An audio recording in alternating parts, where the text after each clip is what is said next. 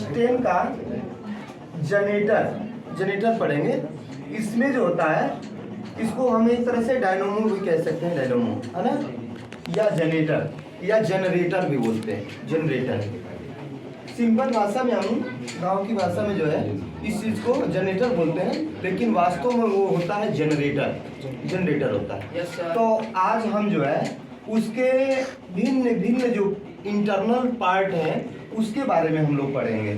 सबसे पहले internal part में हम देखते हैं बेटा कि जिस तरह से मोटर में चुंबक लगे होते हैं हैवी, इसमें भी हैवी चुंबक लगे होते हैं। जैसे इसमें दो चुंबक लगे हुए हैं हैवी, नॉर्थ और साउथ पोल के दो चुंबक।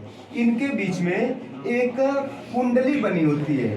कुंडली जो होती है यह धातुओं की होती है, जैसे कॉपर ओपर और एल्युमिनियम का भी हो सकता है कुंडली। तो इस तरह से कुंडली बनी होती है और इन कुंडलियों का संपर्क जो है सर्पी वलयों से होता है, सर्पी वलयों से। दूसरा टॉपिक्स है, जैसे पहला टॉपिक्स में मैंने बताया कि हैवी चुंबक होते हैं। दूसरा टॉपिक्स में मैंने बताया कि इसमें कुंडली होती है, जो कुंडली होती है और इन दोनों के बीच में होती है, जो आसानी से रोटेट कर सकती है,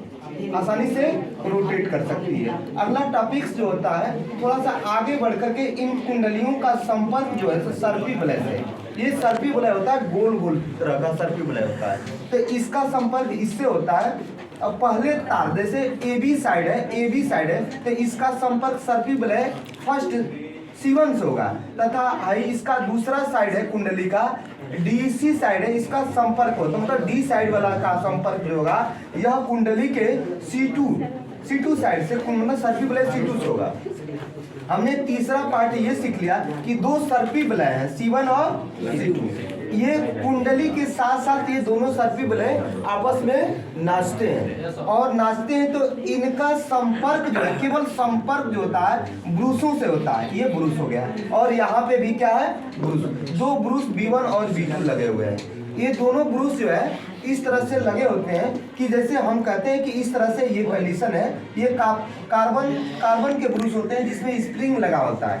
इसको अगर लगाना हो तो ऐसे दाब करके इसमें लगा दिया जाता है और निकालना हो तो दाब करके निकाल सकते हैं। ये घिस जाता है, इतना पार्ट अगर घिस जाता है तो सही से करंट नहीं फ्लो करती है, इसलिए इसको फिर नया लगा सकते हैं। तो नया लगाएंगे तो इस टाइप का होगा और ये हमेशा इससे टच रहता है, C1 से और C2 से हमेशा जो है टचिंग में रहता है। इस प्रकार से हम देखते हैं कि पहले कुंडली जो है AB हमारा इस साइड में है और आधा चक्कर करने के बाद कुंडली जो नाचती है तो उस साइड में चली जाती है। इस प्रकार से हम देखते हैं कि फ्लेमिंग के दाएं हाथ के नियम से पहले धारा आधा चक्कर में इस दिशा में A से B होते हुए इस दिशा में बढ़ते हुए इधर आएगी, लेकिन जो ही ये कुंडली का DC सिरा इस साइड में आ जाएगा तो पहले A से B की ओर बह रहा था अब D से C की ओर बहेगा, जो AB के विपरीत होगा। इस प्रकार से हम देखते हैं कि डायनोमो में चाहे जनरेटर में